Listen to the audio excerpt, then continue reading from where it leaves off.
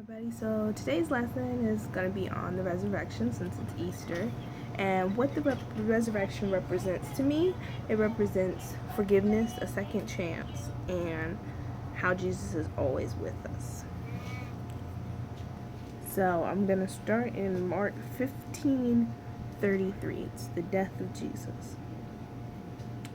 When it was noon, darkness came over the whole land until 3 in the afternoon. And at 3, Jesus cried in a loud voice, Elohai, Elohai, lama sabachthani. Sorry if I butchered that. Which is translated, my God, why have you forsaken me? When some of these standing there heard this, they said, Look, he's calling for Elijah. Someone ran and filled a sponge with sour wine, fixed it on a reed, and offered him a drink. He said, Let's see if Elijah comes to take him down. But Jesus let out a loud cry and breathed his last breath. Then the curtain of the sanctuary was split in two, from top to bottom. When the centurion who was standing opposite of him saw the way he breathed his last breath, he said, This man is really the Son of God.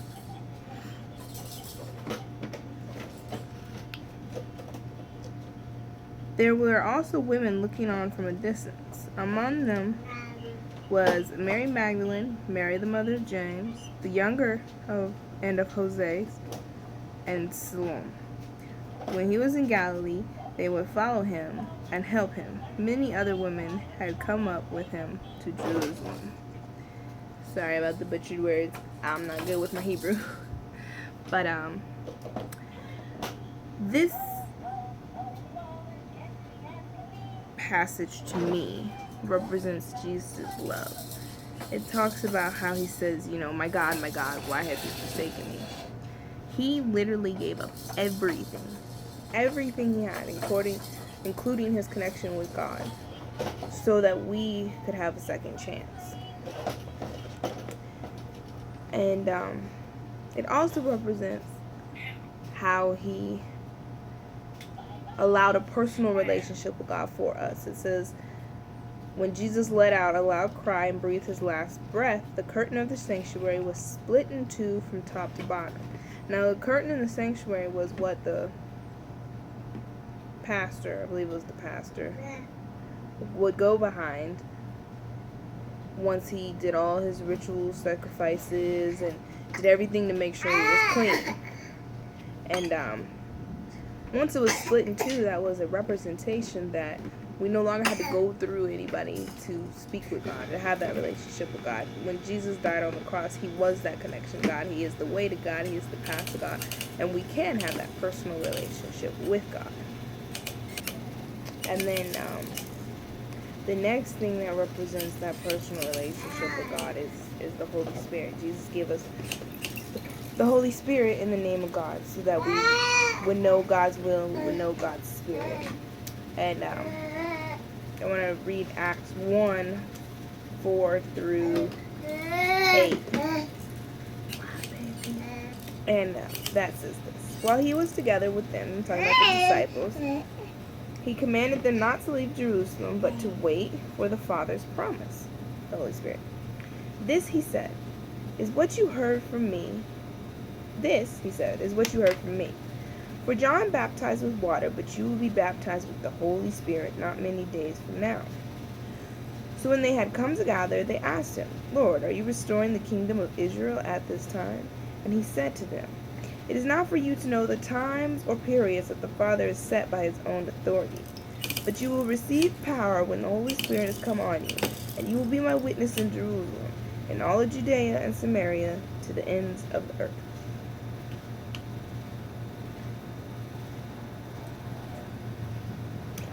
And for me, Easter Sunday was very personal this Sunday. I had a personal experience on what the resurrection truly means. While I have overcome alcohol, there's another sin, that I struggle with, and I don't fully understand why I do it. Kind of like Paul says in, I believe it's Corinthians or Hebrews. I don't know for sure. Hold on, I'll look it up. way off. Romans 7. In Romans 7, he talks about, I do what I don't want to do. My sinful nature, I keep doing things that I don't want to do. And he's just telling God straight up, this is how I feel. Why is it this way? And I was dealing with a similar situation, and I was praying to God, and I was like, I'm not strong enough to overcome this in myself.